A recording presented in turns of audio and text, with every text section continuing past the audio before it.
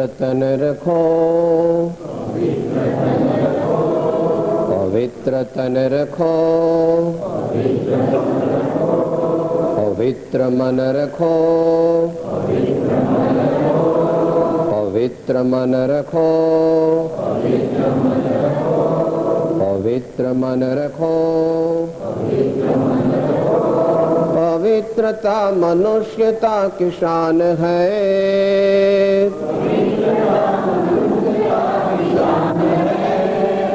पवित्रता मनुष्यता की शान है,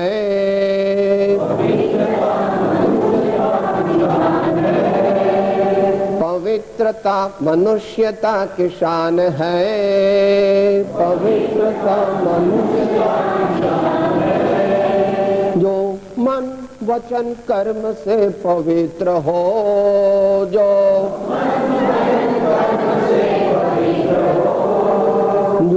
मन वचन कर्म से पवित्र हो, जो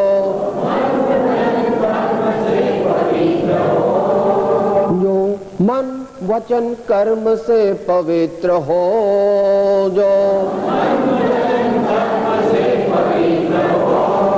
वो चरित्रवान ही यहाँ महान है, वो चरित्रवान ही यहाँ महान है, वो चरित्रवान ही यहाँ महान है, वो चरित्रवान ही यहाँ महान है, वो चरित्रवान ही यहाँ महान है, वो चरित्रवान ही यहाँ महान है।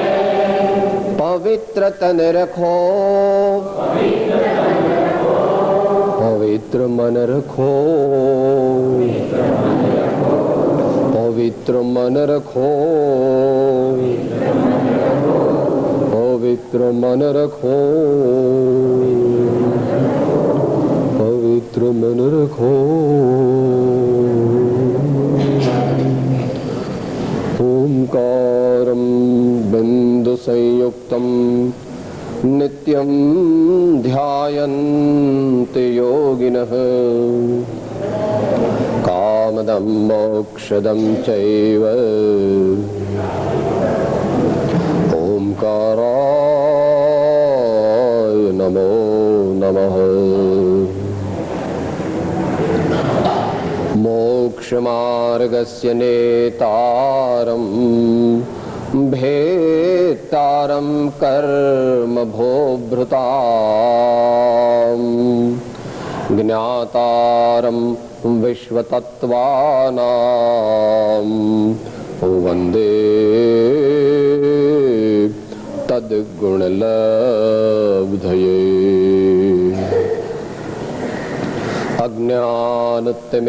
अज्ञानतिमिरान्धानां ज्ञानाञ्जनशलाकया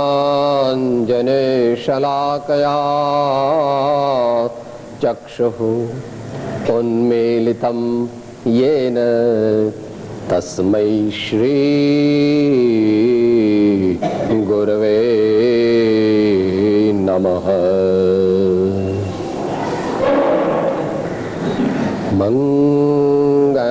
मंगलमय मंगलकरन् वीतराग विगण्यान् नमो ताहि जाते भाये हरिहं आदेम।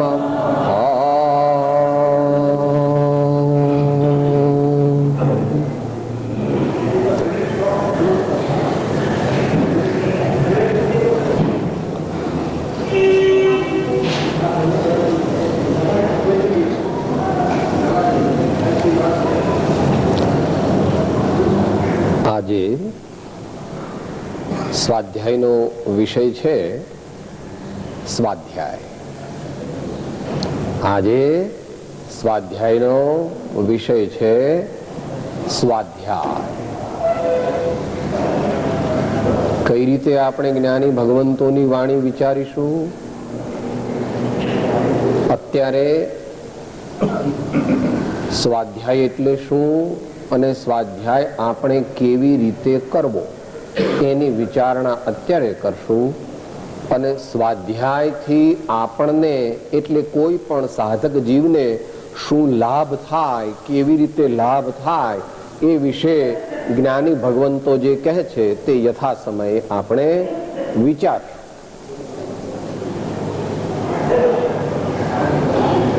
સ્વાધ્યાય શબ્દ છે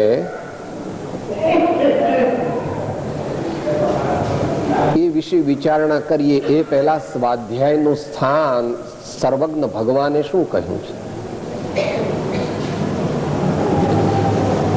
તીર્થંકર ભગવાને, સર્વજ્ઞ ભગવાને આપણા આત્માને પરમ આનંદની પ્રાપ્તિ થાય, પરમ પદની પ્રાપ્તિ થાય એ માટે 4 મુખ્ય આજ્ઞા કરેલી છે. હે વત્સ, હે ભવ્ય, તું સાચી શ્રદ્ધા કર. હે ભવ્ય, હે વત્સ, તું સાચી શ્રદ્ધા કર. તું સાચું જ્ઞાન પ્રાપ્ત કર. તારું આચરણ સાચું બનાવ અને તું સાચું તપ કર. તો તારો આત્મા જે અત્યારે પરાધીન છે, પરતંત્ર છે, ગુલામ છે. આત્મા સંસારી અવસ્થામાં ગુલામ છે કે સાહેબ તમે હશો, અમારે તો કઈ એવું નથી કે ભાઈ તારે ખાવું પડે કે ન ખાવું પડે, ભલે 2-5 દીએ સાહેબ. એ તો એ સ્વતંત્રતા છે. ઊંઘવું પડે કે નહીં, ન ઊંઘવું હોય તો સાહેબ ઊંઘ તો જોઈએ. તો એ બધી પરાધીનતા છે. ભગવાનને જે જ્ઞાની પરમાત્મા થયા તેમને આવી કોઈ રાગની, દ્વેષની, ઊંઘની, ભયની, ટેન્શનની કે કોઈ પણ પરદ્રવ્યના અવલંબનની જરૂર નથી. તેઓએ સાદી અનંત અનંત સમાધિ સુખમાં અનંત દર્શન જ્ઞાન અનંત સહિત જો એવું પદ પ્રાપ્ત કર્યું છે. અને એમ કહ્યું છે કે તું પણ આવું પદ પ્રાપ્ત કરી શકે છે. અને એ પ્રાપ્ત કરવા માટે જ આ મનુષ્ય ભાવ મળ્યો. ખાવા પીવા માટે નથી. આપણા કરતા વધારે તો પેલું ભૂંડ ખાય છે. આપણે તો 3-4-5 વાર ખાઈ છીએ અને ભૂંડ રાઉન્ડ ધી ક્લોક ખાય છે. હા, any time is dinner time and lunch time for mister ભૂંડભાઈ.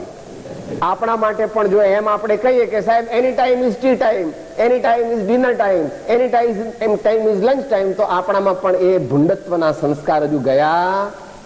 ઠીક છે, માંદગી હોય કઈ સમયે પણ લેવું પડે, પણ એ દવાના સ્વરૂપમાં છે અને તે પણ સંભાવથી છે. માટે આ 4 આજ્ઞા આપણને ભગવાને કરી. આપણી શ્રદ્ધા સાચી બનાવીએ, આપણું જ્ઞાન સાચું બનાવીએ, આપણું આચરણ રૂડું બનાવીએ અને આપણે રૂડું તપ તપીએ કે જેથી આત્મા સાથે લાગેલા કર્મો છૂટા થઈ જાય, નિર્જરી જાય, બળી જાય, ખરી જાય અને આપણો આત્મા એના મૂળ સ્વભાવમાં પ્રકાશિત થાય. We have to uncover our soul from the karmic આવરણ. આપણા આત્મા ઉપર જે કર્મોનું આવરણ લાગેલું છે એને દૂર કરવા માટેના ઉપાયોમાં આ 4 ઉપાય મુખ્ય કહ્યા છે. પછી એનો વિસ્તાર ઘણો છે. એ ભેદરૂપ પણ હોય અને અભેદરૂપ પણ હોય. અત્યારે આપણે એ વાતમાં નહીં જતા. ચોથા પ્રકારની જે આરાધના છે એ વિશે વિચારશું. આ 4ની અગત્ય કેટલી છે? એટલી બધી એની અગત્ય છે કે આજથી લગભગ 1800 વર્ષ પહેલા શિવકોટી આચાર્ય દેવે ભગવતી આરાધના એમ કરીને એક શાસ્ત્રની રચના કરી. ભગવતી આરાધના એટલે ચતુર્વિધ આરાધના જે છે, સમ્યક દર્શન, સમ્યક જ્ઞાન, સમ્યક ચારિત્ર, સમ્યક તપ, તેને વિશે તેઓએ હજારો ગાથાઓ લખી અને આપણને પ્રેરણા આપી કે હે ભવ્ય, તું આ મેં જેની આરાધના કરી છે એવી ભગવતી માં ચતુર્વિધ આરાધનાની જો તું સેવા કરીશ તો તને પણ અમારા જેવા આનંદનો અનુભવ થશે. ભગવાન પણ તે 4 આરાધના કરે છે. એમને પહેલી 2 તો જન્મથી જ હોય છે. ભગવાનને સમ્યક દર્શન, સમ્યક જ્ઞાનની આરાધના કરવી પડતી નથી, કારણ કે આગલા ભવથી મોટું ભાથું લઈને ભગવાન આવે છે. પણ તેઓ પણ સમ્યક ચારિત્ર અને સમ્યક તપની આરાધના છેલ્લા ભાવમાં પણ કરે. તો એ તપના 12 પ્રકાર જે છે, 6 બાહ્ય તપ અને 6 અંતર તપ. એમાં બાહ્ય તપ જે છે તે ઉપયોગી છે, ઉપકારી છે, સહાયક છે, એસોસિએટ છે, પણ ડાયરેક્ટ આત્માને એ સંબંધિત નથી. અને અંતરંગ તપ જે છે એ આત્મા સાથે, એટલે આત્મા એટલે ઉપયોગ, આત્મા એટલે the thinker, the knower, the seer, the experiencer, જે સુખ દુઃખનો અનુભવ કરે છે તે અજ્ઞાનમાં સુખ દુઃખમાં તન્મય થઈ જાય છે અને જ્ઞાન દશામાં સુખ દુઃખને માત્ર જાણે છે. અને પૂર્ણ જ્ઞાન દશામાં તો સુખ દુઃખ એમને થતા જ નથી, કારણ કે સુખ દુઃખ થવાના કારણ રૂપ વેદનીય કર્મનો પણ તેઓ અભાવ કરી નાખે છે. તો એ અંતરંગ તપમાં પ્રાયશ્ચિત, વિનય, વૈયાવૃત્ય, સ્વાધ્યાય, ધ્યાન અને વ્યુત્સર્ગ એમ 6 પ્રકારની અંદર શ્રેષ્ઠ તપ તે ધ્યાન છે. શ્રેષ્ઠ તપ તે ધ્યાન છે, કારણ કે તે સાક્ષાત મોક્ષનું કારણ છે. આમ હકીકત છે તો પણ અત્યારે, એટલે આ છેલ્લા 2500 વર્ષ ગણો લગભગ, અને આગામી તો ઘણો કાળ, એમાં આપણે ધ્યાનની અમુક હદ સુધી પહોંચી શકીએ. ધ્યાન આપણે પ્રાપ્ત કરી શકીએ છીએ.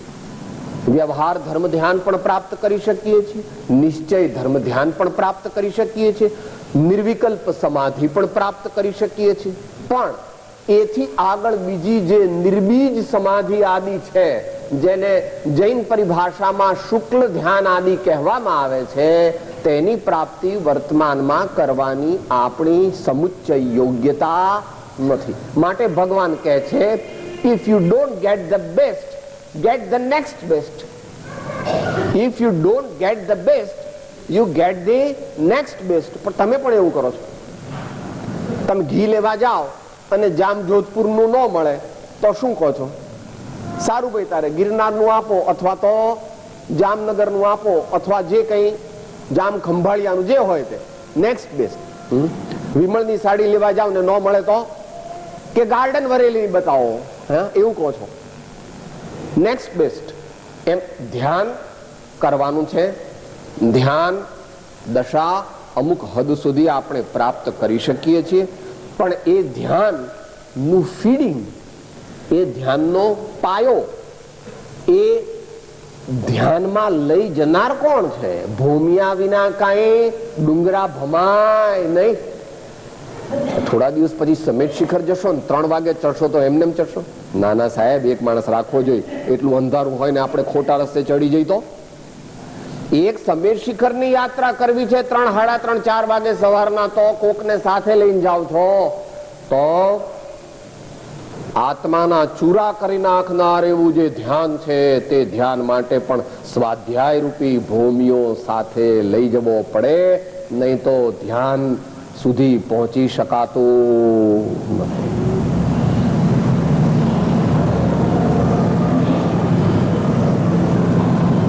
પણ સ્વાધ્યાય અને ધ્યાન એ 2 સમજો કે ટ્વિન બ્રધર્સ છે.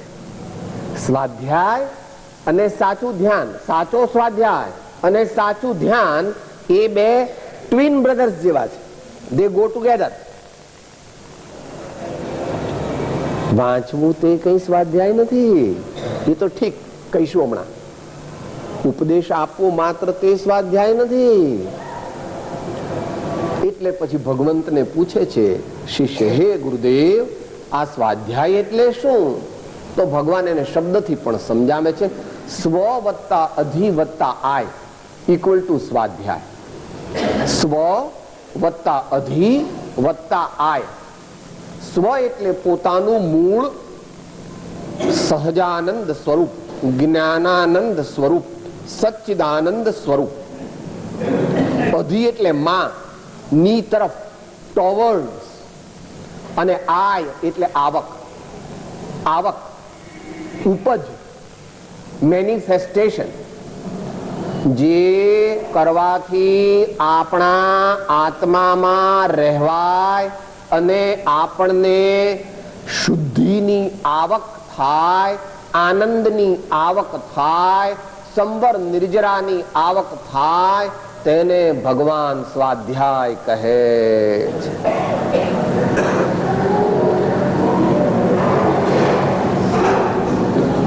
દુનિયાના જે આપણે વેપાર કરીએ છીએ એ તો આજીવિકાનું સાધન છે, અને એમાં તન્મય થઈએ તો ખોટનો ધંધો છે.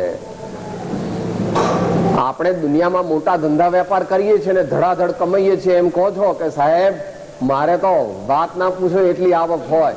હા, હું કઈ તમારે જેવો નથી 25-50 કમાવું. હા એમ કે છે. હો મારે તો.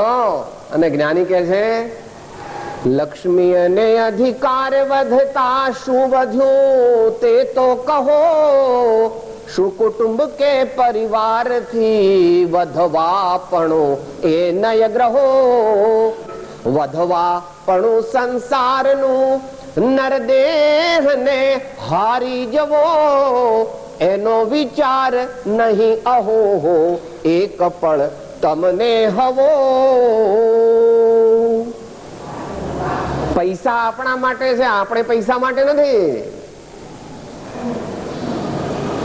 Money is for our convenience. Our life is not meant to mint money. Our life is not meant to mint money. આપણી સગવડ માટે છે, આજીવિકાનું સાધન છે. ગૃહસ્થ ધર્મનું નિર્વહન કરવા માટે એની જરૂર છે. એ કાંઈ જીવનનું ધ્યેય નથી, એ તો જીવનનું એક ફરજ છે. જીવનની એક ફરજ, તે પણ ગૃહસ્થ માટે.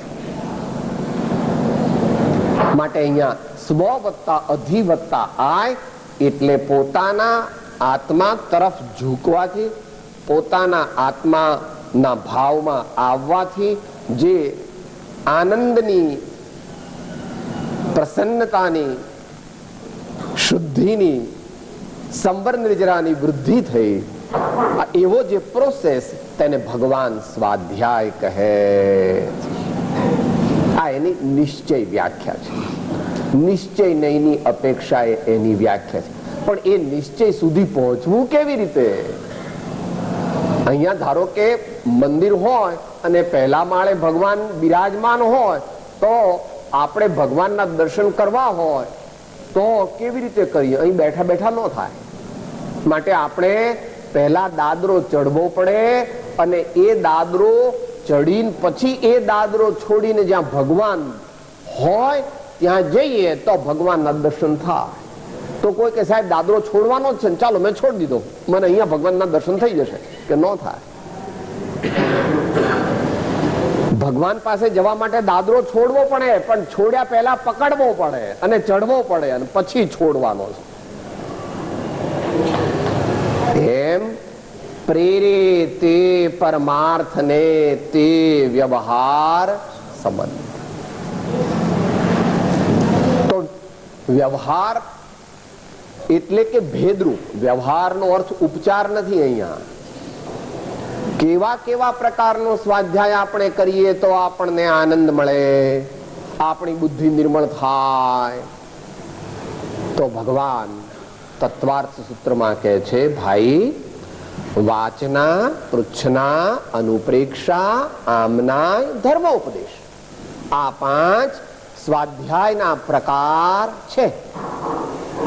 આવા 5 પ્રકારે આપણે સ્વાધ્યાય કરીએ ગુરુ ગમ સહિત સત્સંગ ના યોગે તથારૂપ નિવૃત્તિ ક્ષેત્રમાં સત્પુરુષની આજ્ઞા અનુસાર યથાયોગ્ય અનુક્રમ પ્રમાણે the order should be both chronological and logical. The order of scriptural study should be both chronological and logical.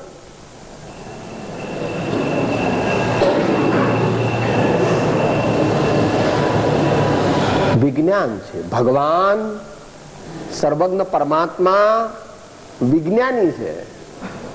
સાહેબ ભગવાન એટોમિક સાયન્ટિસ્ટ ખરા? ભગવાન કાર્ડિયક ઓપરેશન કરે? ભગવાન ચંદ્ર પર લઈ જવા માટે સ્પુટનિક કેવી રીતે ત્યાં લઈ જવાય એની ભગવાનને ખબર હોય? ભાઈ, જેને કોઈ વસ્તુની ખબર ન હોય તે પરમાત્મા હોય નહીં. જ્યાં અજ્ઞાનનો, રાગનો કે દ્વેષનો અનંતાંશ પણ હોય ત્યાં પરમાત્મા પણ હોતું નથી. હા, ધર્માત્મા પણ હોય, પરંતુ પરમાત્મા પણ વિતરાગ દર્શનમાં ક્યારે કહ્યું છે? જ્યારે ઘનઘાતી કર્મો નાશ પામે અને આત્માનું બળ એટલું વધી જાય કે સર્વ જગતના પદાર્થો ઓટોમેટિકલી ભગવાનના જ્ઞાનમાં પ્રતિબિંબિત થાય. ભગવાન દુનિયા દેખતા નથી, પણ ભગવાનના નિર્મળ સ્વરૂપમાં દુનિયા દેખાય છે. ભગવાન દુનિયા દેખતા નથી.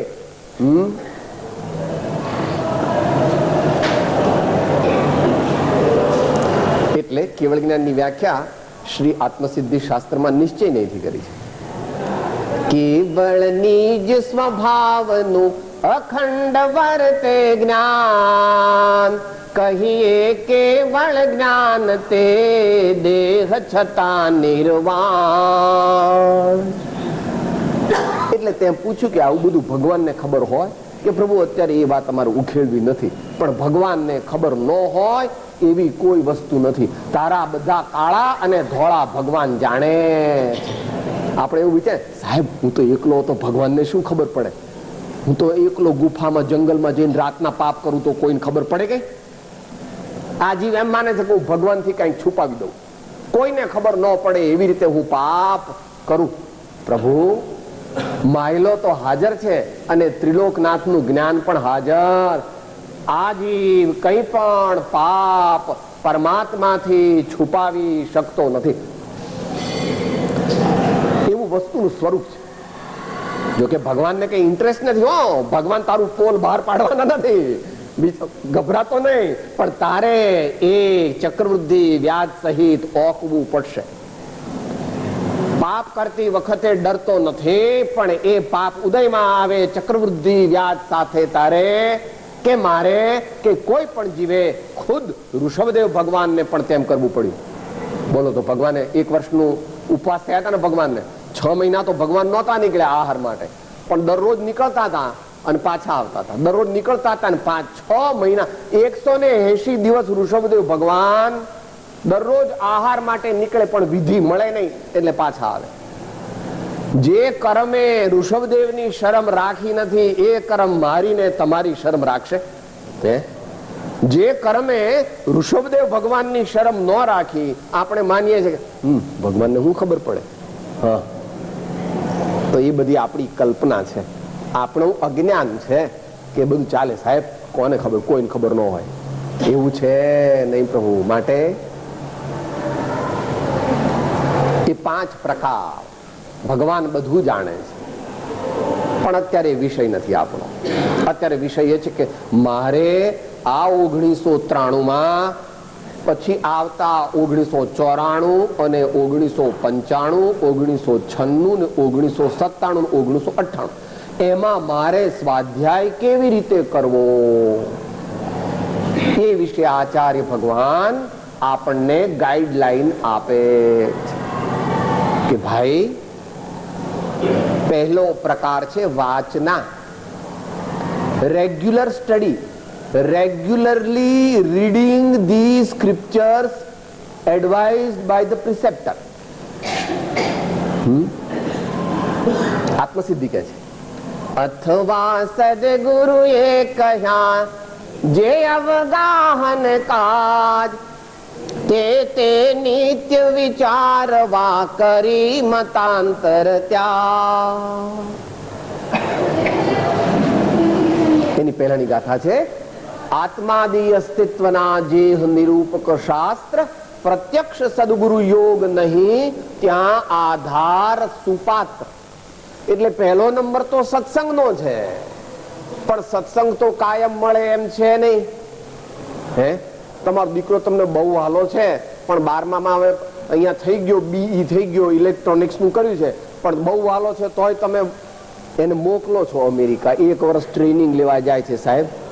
એને બાપુજીની ફેક્ટરી છે ને, એટલે એમાં અત્યારે ટ્રેનિંગ લેવા જાય છે. કા દીકરો વાલો છે તો ન મોકલો ને સાહેબ, પણ એમાં મોકલવો તો પડે ને, એના હારા માટે મોકલે. વ્યવહારિક, વ્યવહારિક વાલો છે તો પણ મોકલો. 5-5 દી 10-10 દી ફોન કરો છો અને કીધું 15 દી એક કાગળ આવવો જોઈએ, ધ્યાન રાખજે. હા હા, મોકલો છો. એમ સત્સંગ દરરોજ કરવો જોઈએ. પણ એટલા પુણ્યનો ઉદય તો કોક મનુષ્યોને ભારતમાં હોય, કારણ કે ભારતમાં કળિયુગની અંદર સત્સંગ કરાવનારનો પણ દુકાળ છે તદ્દન, અને સત્સંગ કરનારનો પણ દુકાળ છે. કે આવું શું બોલો છો સાહેબ? આ કથા થાય છે, એમાં લાખ માણસ ભેગા થાય છે. પ્રભુ, એ તો સામાન્ય, એ લૌકિક સત્સંગ છે. 2 પ્રકારના સત્સંગ છે.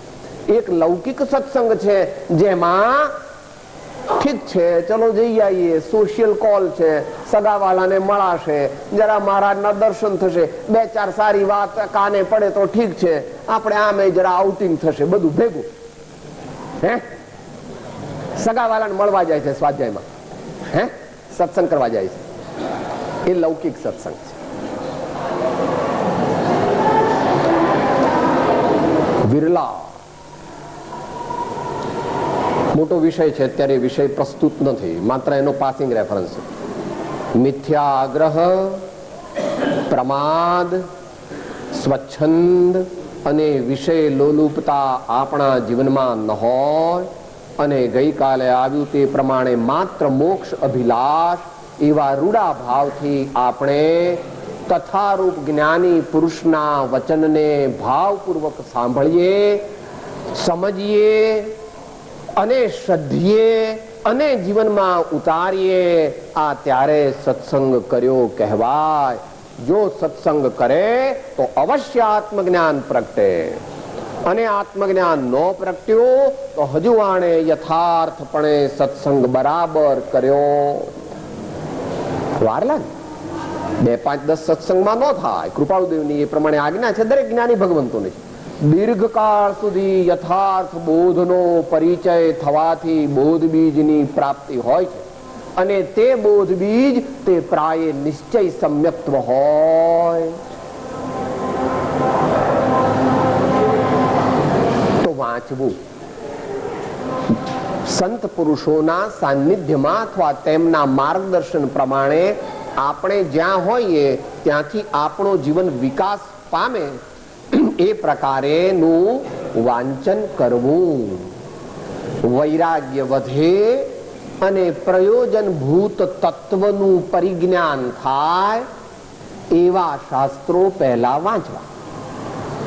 આપણા જીવનમાં વૈરાગ્ય વધે, આપણા જીવનમાં પરમાત્મા, સદગુરુ અને સદ્ધર્મ પ્રત્યેનો પ્રેમ વધે, અને આપણા જીવનમાં પ્રયોજનભૂત તત્વ, ફંડામેન્ટલ, બેઝિક, પાયારૂપ. તમે મોટો બંગલો બનાવો તો પાયા વગર બનાવો ને? પાયા વગર બનાવો બંગલો? મારે તો સાહેબ 4 માળ લેવાના છે, એટલે હું તો નીચે 12 ફૂટનો મેં તો પાયો લો. પાયારૂપ. ઘણા શાસ્ત્રો ન જાણે તો પણ વાંધો નથી, પણ પ્રયોજનભૂત તત્વને જાણી લે અને જીવનમાં પ્રયોગ કરે તો અલ્પકાળમાં આત્મજ્ઞાન આદિ પ્રગટે. તો પહેલું વાંચવું. વાંચવું એની સાથે એમાં લેખન આવી ગયું. જે વાંચીએ એનો 8મો 10મો ભાગ પ્રેસી તરીકે, સાર તરીકે લખવો જોઈએ. એ લખાણ નાની પોકેટ ડાયરીમાં પણ કરવું કે જે પાકીટમાં રહી શકે, સાદી નોટબુકમાં પણ કરવું કે જે 2-5 વર્ષ આપણી સાથે રહે, અને એક મોટા લીજર ચોપડામાં પણ કરવું કે જે આખી જિંદગી એટલે વર્તમાન જીવન 30, 40, 50, 60 કે 70 વર્ષ સુધી એ લીજર ચોપડો આપણી સાથે રહે. વારંવાર એમાંથી આપણે પ્રેરણા લઈએ. વાચના તે લેખનની સાથે હોવી જોઈએ. સામાન્ય વાંચનની કોઈ જગ્યાનો નિયમ નથી. બસમાં, ટ્રામમાં, ટેક્સીમાં, પ્લેનમાં, રેલમાં, તારા સિટિંગ રૂમમાં, ગમે ત્યારે તું સામાન્ય વાંચન વાંચી શકે છે, એનો કોઈ નિયમ નથી. પરંતુ વિશેષ વાંચન કરવા માટે તારો પૂજાનો રૂમ હોવો જોઈએ, અથવા પૂજાનો ખૂણો હોવો જોઈએ, જ્યાં ઠવણી ઉપર ભગવાનની વાણીને વિરાજમાન કરી, તેનો યથાયોગ્ય વિનય કરી શાંતિપૂર્વક બેસવું જોઈએ અને એકાગ્રતાથી વાંચન કરવું જોઈએ. ઉત્તમ સ્વાધ્યાય તો નિવૃત્તિ ક્ષેત્રમાં થાય. તે મુંબઈ, કલકત્તા, અમદાવાદ, મદ્રાસ જેવા શહેરમાં થઈ શકે નહીં, કારણ કે ત્યાં આગળ એટલું કન્ડ્યુસિવ એટમોસ્ફિયર, સત્સંગ અને સ્વાધ્યાયને માટે જોઈએ તેટલું પવિત્ર વાતાવરણ તે સામાન્ય રીતે શહેરના ધમાલમય વાતાવરણમાં પ્રાપ્ત થવું દુષ્કર છે. માટે એને માટે સોલિટ્યુડ, lonely places where peace prevail, દુનિયાના ખડખડાટથી અને દુનિયાના કોલાહલપૂર્ણ વાતાવરણથી જ્યાં આત્મા પરમાત્માની સાથે એકતાર થઈ શકે એવી જગ્યાઓ, જ્યાં પૂર્વે જ્ઞાની પુરુષોએ તપશ્ચર્યા કરી હોય, જ્યાં પૂર્વે જ્ઞાની પુરુષો જન્મ્યા હોય, અથવા કોઈ એવા વિશેષ મહાપુરુષો જ્યાં રહ્યા હોય, તેવી જગ્યાએ સ્વાધ્યાયની પ્રવૃત્તિ ઉત્તમપણે થઈ શકે. સમય ઓછામાં ઓછું અડધો કલાક વાંચવું જોઈએ. મધ્યમ કક્ષાના સાધકે 2 કલાક વાંચવું જોઈએ. ઉત્તમ કક્ષાના સાધકનો કોઈ નિયમ નથી. એને નિરંતર સ્વાધ્યાય ચાલે છે. જેમ એને નિરંતર સામાયિક ચાલે છે, એમ એને નિરંતર સ્વાધ્યાય પણ ચાલે. એવા પુરુષો 5-10 જ ભારતમાં કે આ દુનિયામાં હોય, જેમને સહજ સમાધિ છે, જેમને સહજ સમાધિ. વાચના પછી બીજા પ્રકારનું સ્વાધ્યાય, એને પૃચ્છના કહે છે. ભગવાન પોતાને પ્રાપ્ત થયેલા જ્ઞાનને પાકું કરવા માટે યથાયોગ્ય વિનયપૂર્વક વિશેષ જ્ઞાનીને પ્રણામ કરીને પોતાની જે શંકા આદિ તેમની સમક્ષ રજૂ કરવા, અને તેઓ જે સમાધાન કરે તેને સમભાવથી ગ્રહણ કરી અને પોતાની શંકા દૂર કરવી, પોતાનું જ્ઞાન પાકું કરવું, અને એ રીતે નિશંકિત્વપણે, દ્રઢપણે તત્વનો નિર્ણય કરવો, તત્વ સંબંધી ફાઇનલ કન્ક્લુઝન કરવું, તેને ભગવાન પૃચ્છના નામનું તપ કહે છે. પ્રશ્નોત્તરી, ધર્મ વાર્તા, શંકા સમાધાન, પોતાના આત્માના કલ્યાણ માટે આ પ્રકારના સ્વાધ્યાય રૂપી તપમાં પ્રવર્તે તેને ભગવાન પૃચ્છના કહે છે. માટે એ યથાવિધિ હોવું જોઈએ. વિનયપૂર્વક જે પ્રમાણે પૂછવું જોઈએ તે પ્રમાણે સ્પષ્ટપણે પૂછવું જોઈએ. સામાની પરીક્ષા કરવા માટે, કોઈને ભોંઠા પાડવા માટે, પોતાનું પાંડિત્ય બતાવવા માટે, હું બહુ શાસ્ત્રોનો જાણકાર છું એવું બતાવવા માટે કરે તો તેવો સ્વાધ્યાય કરનાર નીચ ગતિએ જાય. કારણ કે સ્વાધ્યાયને બદલે એણે તો પાપ ભાવ કર્યો, અભિમાન કર્યું, સાધર્મીનું અપમાન કર્યું. વિશેષ જ્ઞાનીનો અવિનય કરો તો તેને એવા સ્વાધ્યાયાભાસથી નીચ ગતિએ જવું પડે ને વર્તમાનમાં પણ દુઃખી થવું પડે. આપણે વિવેકી મનુષ્યોએ કદાપી તેવું કરવું નહીં. બે પ્રકાર થયા, વાચના, પૃચ્છના. હવે ત્રીજો પ્રકાર ભગવાન કહે છે અનુપ્રેક્ષા.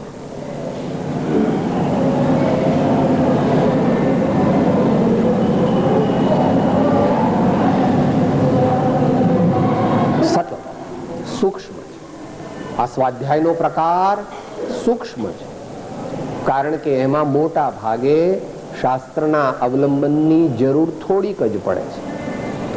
શાસ્ત્રના અવલંબનની જરૂર થોડીક જ પડે છે.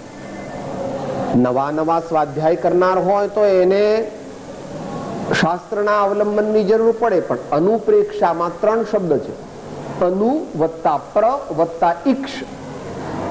અનુ એટલે ની પાછળ પાછળ, ની આજ્ઞા પ્રમાણે, સર્વજ્ઞ સદગુરુદેવની આજ્ઞા પ્રમાણે. અનુ, હી હુ ફોલોઝ. તમારો નાનો ભાઈ હોય ને એને શું કહો છો? અનુજ. અનુજ એટલે તમારા પછી જન્મ્યો છે એટલે અનુજ કહો છો એને. અનુ. પ્ર એટલે પ્રકૃષ્ટપણે, વિશેષપણે, રૂઢી રીતે, predominantly, scrupulously. અને ઈક્ષ, ઈક્ષનો શબ્દાર્થ તો થાય છે જોવું, પરંતુ અહીં તો પોતાના આત્માને અને સમસ્ત વિશ્વને પરમાત્માની આજ્ઞા અનુસાર જોવું, ચિંતવવું, મનન કરવું, એને ભગવાન અનુપ્રેક્ષા નામનો સ્વાધ્યાય કહે છે. આપણા જેવા અલ્પ બળવાળા મનુષ્યો સીધો આત્માનો સંપર્ક કરી શકતા નથી. વળી આપણને વૈરાગ્ય પણ વિશેષ નથી. માટે જ્ઞાની ભગવંતો આપણને 12 પ્રકાર અને 4 પ્રકાર એમ અનુપ્રેક્ષા કરવાની કહે છે, જેને જૈન દર્શનમાં 12 ભાવના કહેવામાં આવે છે.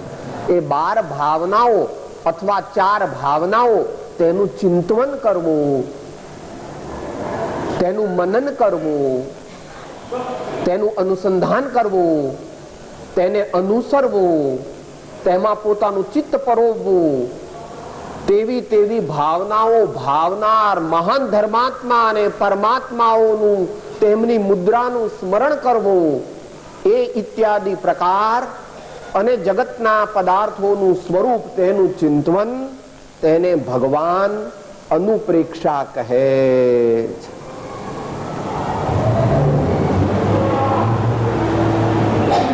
આપણે તો માત્ર તેનો સામાન્ય અભ્યાસ કરી શકીએ. તીર્થંકર ભગવાન રાજા તરીકે પોતાના મહેલની અંદર, પોતાના પૂજાના રૂમમાં અને મંદિરની અંદર પણ એ ભાવના કરે છે. તીર્થંકર ભગવાન પણ દીક્ષા લેતા પહેલા વિશેષપણે અને 8 વર્ષના થયા પછી આજીવન દરરોજ અનુપ્રેક્ષા કરે છે. કે ભગવાન આવું બધું કરતા છે? ભગવાન કરે. ભગવાન રાજા છે તો શ્રાવક છે, 5મા ગુણ સ્થાને છે. અસંયમી ન હોય. તીર્થંકર ની વાત ચાલે છે. 8 વર્ષ થાય એટલે તીર્થંકર અણુવ્રતને ધારણ કરે છે, એવો એક મુખ્ય આમના એનો અભિપ્રાય છે. દરરોજ શ્રાવક તરીકે પણ ભગવાન 6 ખંડનું રાજ ચલાવે છે. તમારે તો તમારી કંપનીનો તો ટર્નઓવર 100 crores છે. ભગવાનના રાજ્યનો ટર્નઓવર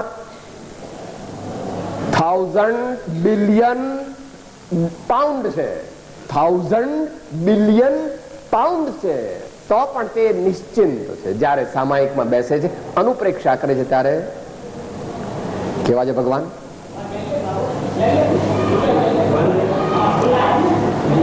બહિરાતમ મૂઢા જગ જેતા, માયા કે સંગ રહેતા,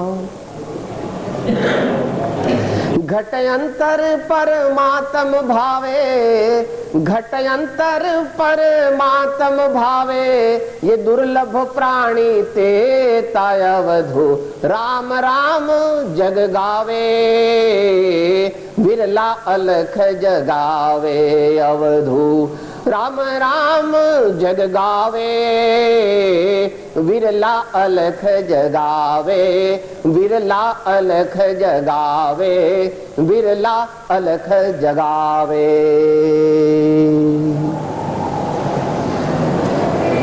રાજા તરીકે થોડી થોડી અલખ જગાવે છે પોતાના મહેલમાં. પૂજાનો રૂમ ભગવાનનો, ભગવાનનું મંદિર, બધું એ વાત મોટી છે ભગવાનની. કદાચ અત્યારે કહીએ તો તમને ગપ્પા લાગે, પણ એ તો ભગવાનની ઘણી ખરી વાત જગતના મનુષ્યો ગપ્પા માને, વાંધો નહીં. ભગવાન પણ અનુપ્રેક્ષા નામનો સ્વાધ્યાય રાજા તરીકે પણ કરે છે. અને જેમ જેમ આગળ વધતા જાય ત્યારે તો જ્યારે એમનો દીક્ષા લેવાનો સમય આવે ત્યારે વિશેષ પ્રકારે કરે છે. પંચકલ્યાણક પૂજા વાંચો છે ને, નિત્યક્રમમાં આવે છે પંચકલ્યાણકમાં. અનિત્ય ભાવના, અશરણ ભાવના, સંસાર ભાવના, એકત્વ ભાવના, અન્યત્વ ભાવના આદિ સર્વ પ્રકારે ભગવાન આત્માના ધ્યાનમાં જવા માટે અને વૈરાગ્યની વૃદ્ધિ માટે ભગવાન આ ત્રીજા પ્રકારનું અનુપ્રેક્ષા નામનો સ્વાધ્યાય કરે છે. જો ભગવાન કરે તો આપણે તો કોઈએ પણ કરવો જોઈએ. તો વારંવાર આપણે 12 ભાવનાઓને ભાવપૂર્વક ચિંતવવી, ભાવપૂર્વક જીવનમાં ધારણ કરવી, તો વર્તમાનમાં જ શાંતિનો અનુભવ થશે. ધર્મ એ કોઈ ઉધારિયા વેપાર નથી. The religion of the omniscient Lord is on strict caste terms. The practice of religion of the Tirthankaras, the omniscient Lord, is strictly on caste terms. જે ધર્મ પામે તે તત્કાળ આનંદને પામે.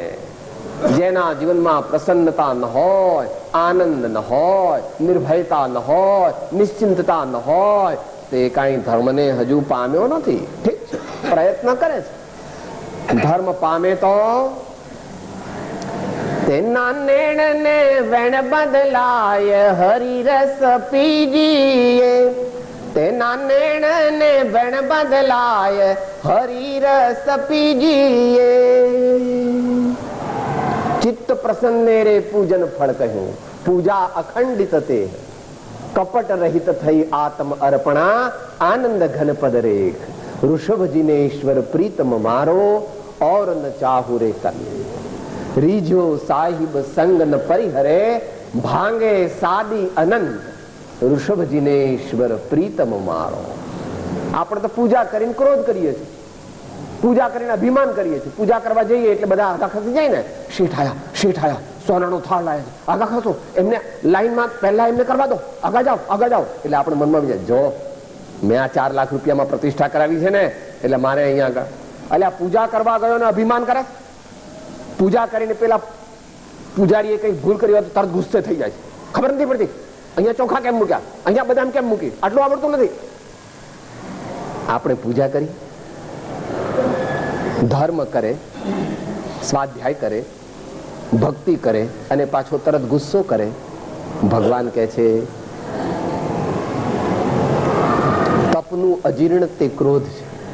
આપણે તપ કરીએ અને ક્રોધ કરીએ તો આપણને તપ પચ્યું નથી. બહુ ખાવાથી શરીર સારું ન રહે, પણ જેટલું પચે એ પ્રમાણમાં શરીર સારું. બહુ ખાઈએ તો બહુ સારી તબિયત રહે એવું માનવું નહીં. આગળની योग साधना में तो खाना थोड़ा ही हो जाता है, एक बार ही हो जाता है। बार बार योगी लोग आहार को ग्रहण नहीं करते, बार बार घड़ी घड़ी एक एक घंटे 2 घंटा है लाओ लाओ लाओ। जब लेते हैं संभाव से ले लेते हैं, वह भी संयम की साधना के लिए लेते हैं। स्व पर कल्याण की साधना के लिए ज्ञानी का आहार है, उसको और कोई इच्छा नहीं है।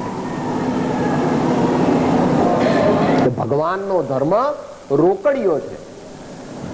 आ रोकड़िया हनुमान ने बधा होय छे ने, आ रोकड़िया भगवान छे।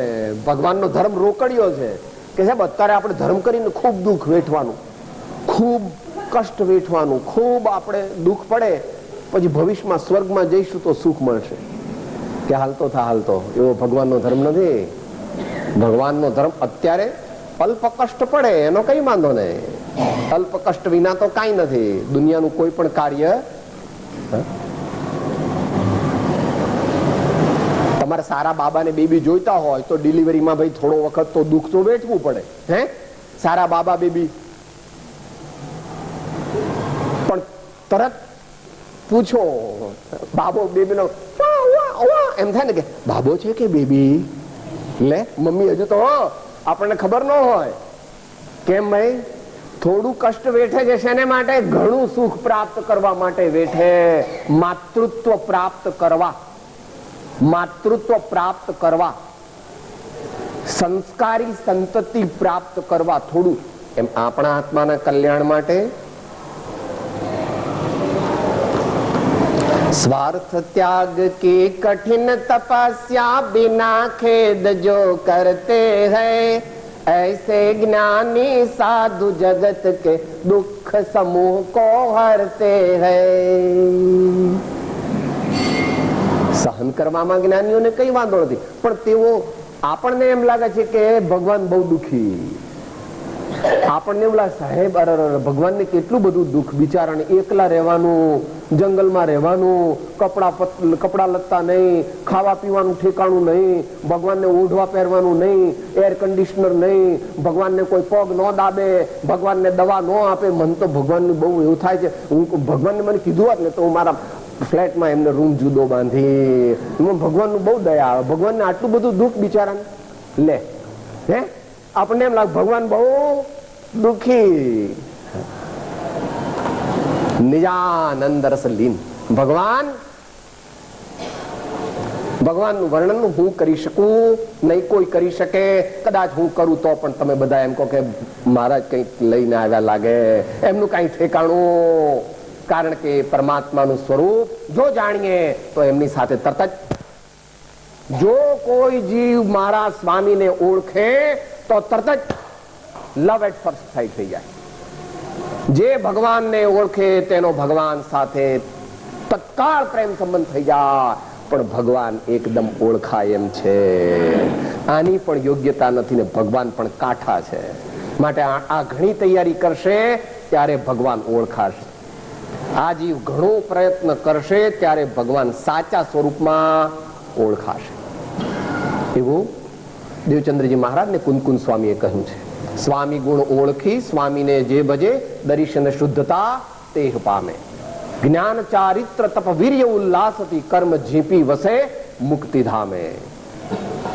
આચાર્ય કુંદકુંદ સ્વામી કહે છે, જે જાણતો અરિહંતને ગુણ દ્રવ્યને પર્યયપણે, તે જાણતો નિજ આત્મને તસુ મોહ પામે લય ખરે।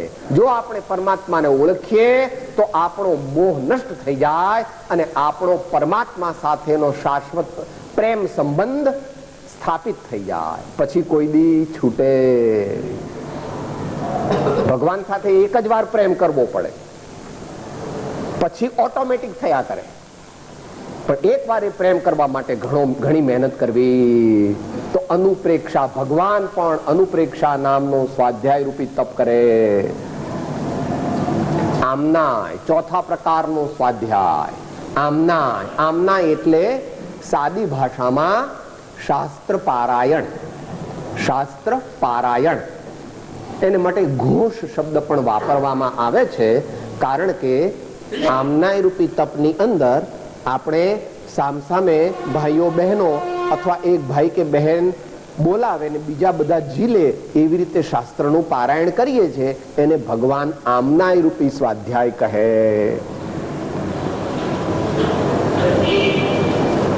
દરેક ભાઈ બહેનોએ કમસે કમ અઠવાડિયામાં એક વાર તો આમનાય રૂપી સ્વાધ્યાય કરવો જ જોઈએ. મિનિમમ અઠવાડિયામાં એક વાર એક શાસ્ત્રનું પારાયણ અવશ્ય કરવું જોઈએ. નહીં તો આપણી સાધના બની શકે નહીં, ઉડી જાય, ઇવેપોરેટ થઈ જાય. કારણ કે 24 કલાક તો અસત્સંગ છે, અસત પ્રસંગ છે, અને થોડીક સાધના કરી અને સંતોષ માની લઈએ તો આપણું કલ્યાણ થઈ શકે.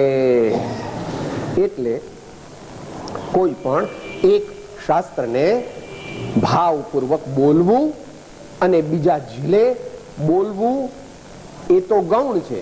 વ્યવસ્થિત બોલવું, શુદ્ધ ઉચ્ચારથી બોલવું, પરંતુ તે બોલેલા શબ્દોના અર્થનું ચિંતન કરવું. જે શબ્દો બોલીએ તેનો અર્થ અંતરમાં વિચારવો અને એ રીતે આપણા આત્મા સાથે ભગવાનની વાણીનો સંસ્પર્શ કરવો. ભગવાનની વાણીના શબ્દોના ભાવાર્થનો આપણા આત્મા સાથે સંપર્ક કરવો. Close association, intimate association. આમના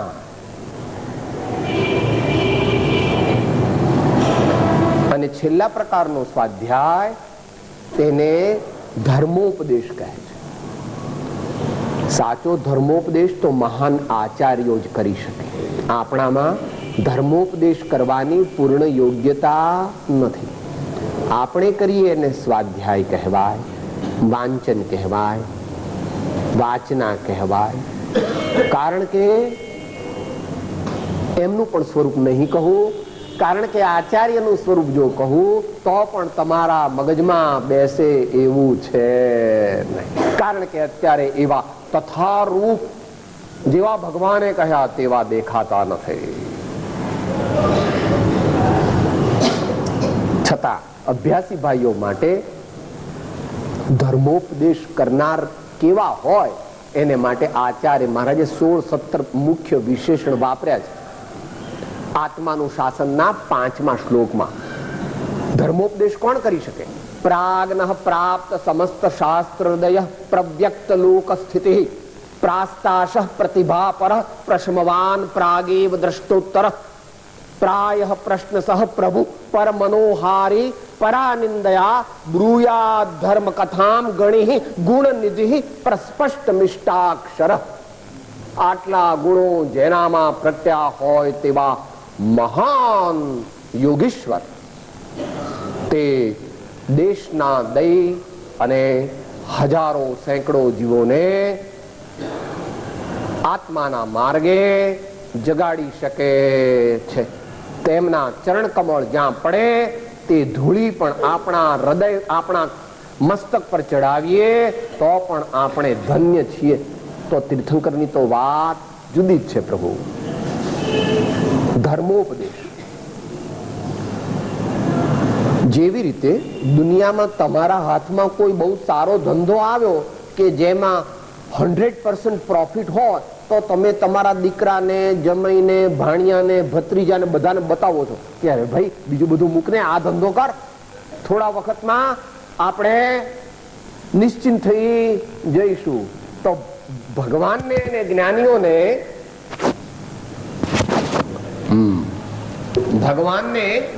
અને જ્ઞાનીઓને જ્યારે તે આત્મત્વ પ્રગટ્યું, જે આત્માનો આનંદ પ્રગટ્યો, જે સિક્સ્થ સેન્સ પ્રગટી, જે અતિન્દ્રિય જ્ઞાન પ્રગટ્યું, તે ભગવાન આપણા કરતા હજારો ગણા ખાનદાન છે અને હજારો ગણા સંસ્કારી છે અને હજારો ગણા ઉદાર છે.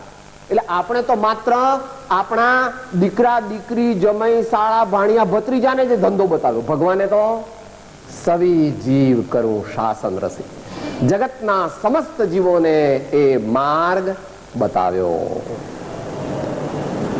માટે ધર્મોપદેશ ભગવાને પોતે કેવી રીતે તે આનંદને પ્રાપ્ત કર્યો તે બતાવ્યું. ભગવાને પોતે પોતાની દેશનામાં તે પરમ આનંદ કેવી રીતે પ્રાપ્ત કર્યો તેની વિધિ બતાવેલી છે. તે એ આચાર્યો પણ બતાવે છે. એ પ્રમાણે જ્યારે તથારૂપ જ્ઞાની પુરુષો પાસેથી આપણે તે મોક્ષ માર્ગ વિશે જ્ઞાન પ્રાપ્ત કરીએ અને તેઓ જે જ્ઞાનનું દાન દે તેને ધર્મોપદેશ કહેવામાં આવે છે.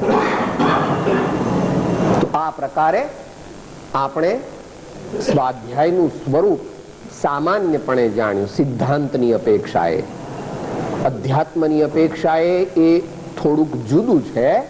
થોડું એને વિશેષ સમજવાની જરૂર છે. કારણ કે આ કાળે આ ક્ષેત્રે સ્વાધ્યાય તે આપણા બધા માટે સર્વોત્તમ તપ છે. આપણે એમ કહીએ સાહેબ હું તો અભણ છું, કઈ વાંધો નહીં. અભણ હોય તો સાંભળવો, અભણ હોય તો યાદ રાખવો. એમ કરતા કરતા આપણી બુદ્ધિ વિકાસ પામશે, આપણો આત્મા નિર્મળ થશે. અને જે આપણે શરૂઆત કરી હતી સ્વ વત્તા અધિ વત્તા આય સ્વાધ્યાય શા માટે કરીએ છીએ? મોક્ષ કહ્યો નિજ શુદ્ધતા તે પામે તે પંથ સમજાવ્યો સંક્ષેપમાં સકળ માર્ગ નિર્ગ્રંથ. સમજાવ્યો સંક્ષેપમાં સકળ માર્ગ નિર્ગ્રંથ. તો ભગવાને જેને શ્રેષ્ઠ તપ આ કાળનું કહ્યું છે તેવો સ્વાધ્યાય આપણે સદાચાર જીવન જીવી સત્પુરુષના સાનિધ્યમાં રહી અને આવું સ્વાધ્યાય રૂપી તપ દ્વારા આપણા જીવનને શુદ્ધ કરીએ અને જલ્દી જલ્દીથી આપણે મોક્ષ માર્ગ તરફ પ્રયાણ કરીએ. એ આપણા સૌને કલ્યાણરૂપ છે. પરમાત્મા આપણને તેવું કરવાની શક્તિ આપે અને આપણે તે પ્રમાણે કરીએ એ જ આપણી સાધનાનું સાર્થકપણું.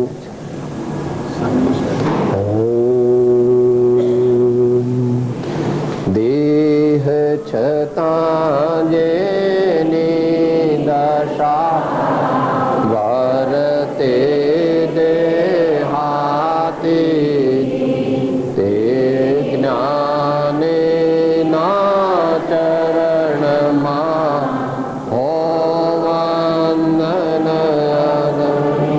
બોલો મહાવીર સ્વામી ભગવાન કી જય. 24 તીર્થંકર ભગવાન કી, સદગુરુ દેવ કી, જીન શાસન દેવ કી. હું આત્મા છું, આપનો સેવક છું, સૌનો મિત્ર છું. હું આત્મા છું, આપનો સેવક છું, સૌનો મિત્ર છું. હું આત્મા છું, આપનો સેવક છું, સૌનો મિત્ર છું.